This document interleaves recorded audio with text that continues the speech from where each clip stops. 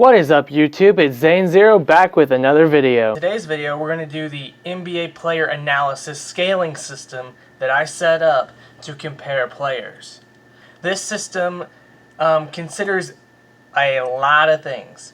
There are a combined, so far, nearly about 70 things that were listed as to consider in this comparison scaling system.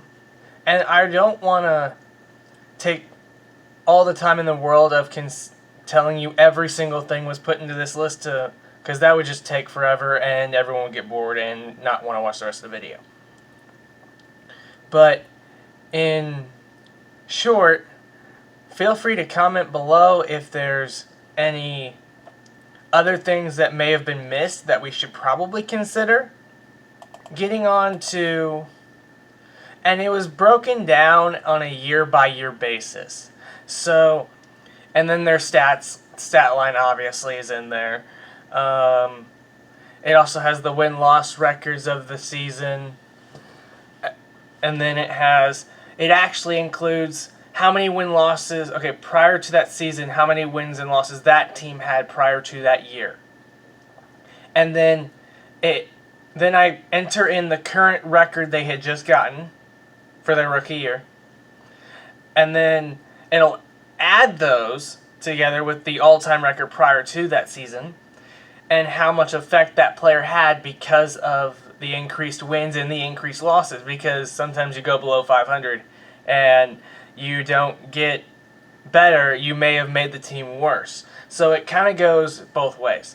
So, and bringing all these stats and numbers together, even playoff appearances, finals appearances obviously have to be included because those are very important when comparing players, because what's the most important thing to the NBA players? Is a championship ring. So obviously the chances they've had to get to that point, or even enough wins to make the playoffs that season. It also considers the fact of how difficult each season has been each year. Because it's always different whether there's a certain number of stars. And back then, there weren't even 30 teams in the league. So that made it seemingly easier to play in that era. Even though it was more bully ball at the time. Because there weren't really much regulations on the fact that someone could just go out and punch somebody in the face. And so, like, now there's more regulations on that and how difficult and how, as older players like to say, it's a softer league at this point, which we can all agree that's basically true. And also, that's included, is how difficult the conference has been. Because we all know that the West is stacked currently. And it seemed like the East was more even with the West when Jordan was in the league.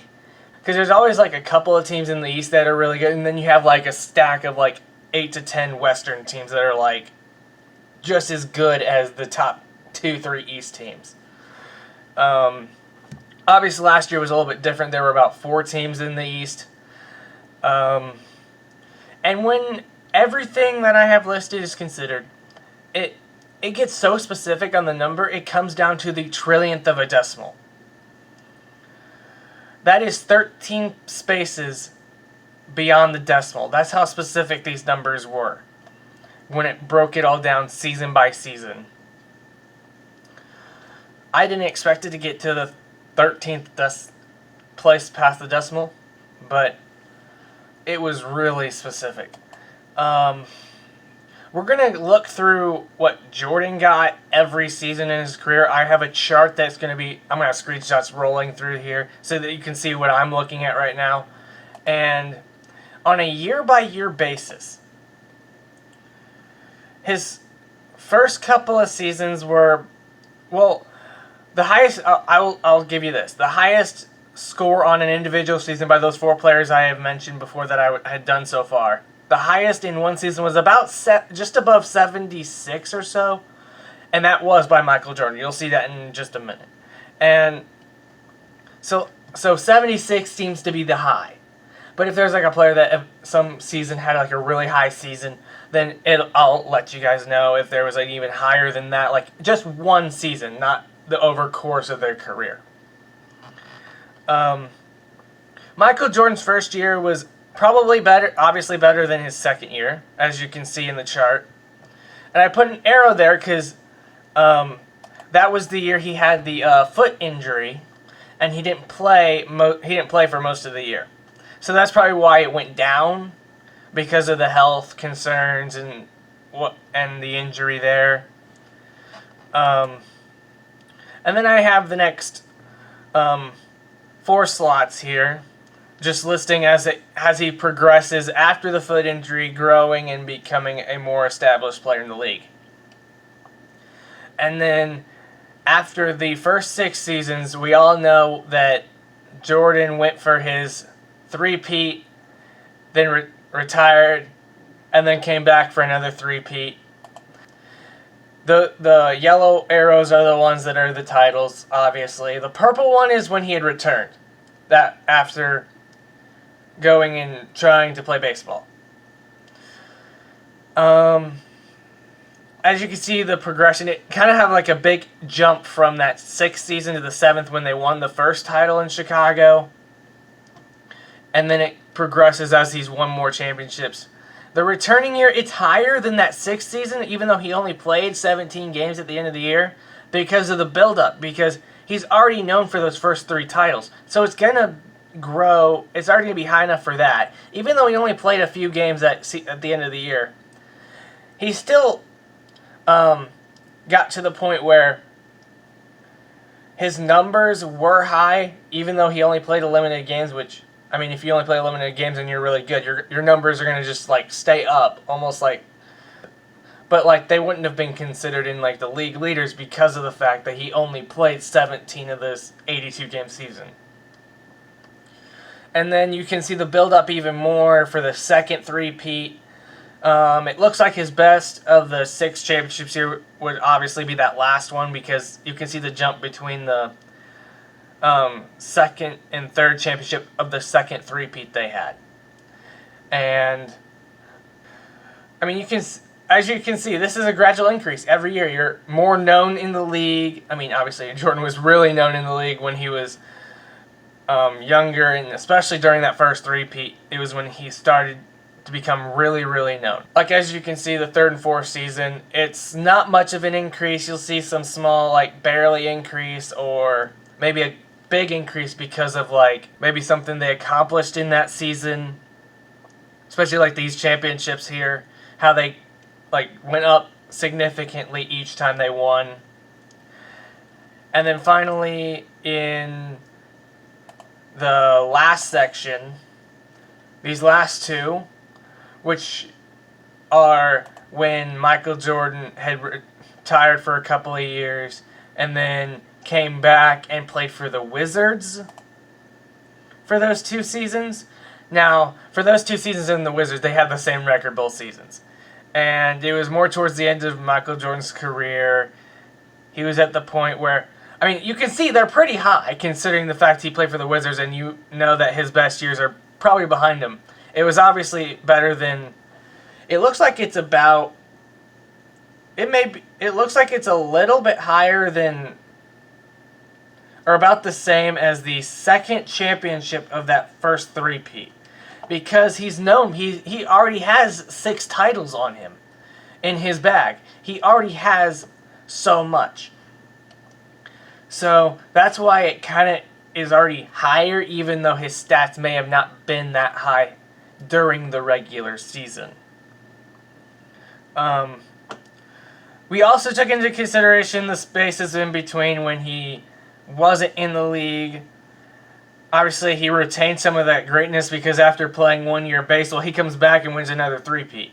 So after considering all of those stats and numbers through his entire career, we all want to know where he ranks. What is his final score or rating or whatever you want to call that. So what was his overall score?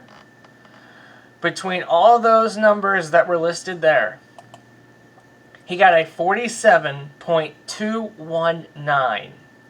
Now, we don't really have perspective other than what the chart showed. You don't have another player to compare him to right now. But what do you think, based on, if Michael Jordan has a 47 where do you think Kobe would be? Would he be higher? Would he be lower? Could he be really close, like right there with Michael Jordan?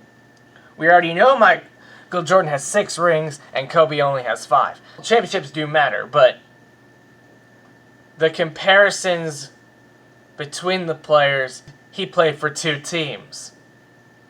Meaning his what we call it loyalty on our system, where the players stayed on one team for multiple seasons. Well, Jordan played most of his career in Chicago. So we already have the first 13 years of Chicago and then the 2 Wizard years. Basically, as Jordan's career started to come to an end, that was about the same, not exact, but about the same time Kobe started to take over. Jordan only played in the Eastern Conference. That's another thing to consider. If Michael Jordan came straight out of high school, would he have made it to the NBA? Because we always talk about how Jordan didn't make his teams prior to college. That was one thing he didn't have. So I'm asking the question, did Kobe get higher than Michael Jordan? And here's another question to consider. Has LeBron James passed either Michael Jordan or Kobe? Feel free to comment below your thoughts on this video. And subscribe if you're new, because if you subscribe, that tells me that you like these videos and that I should do more. If you want me to do a video on everything that was considered in this scaling system, because it was just so long, I didn't want to put that and all the information about Michael Jordan in one video. So subscribe and feel free to give this video a like, share it with your friends, and we out.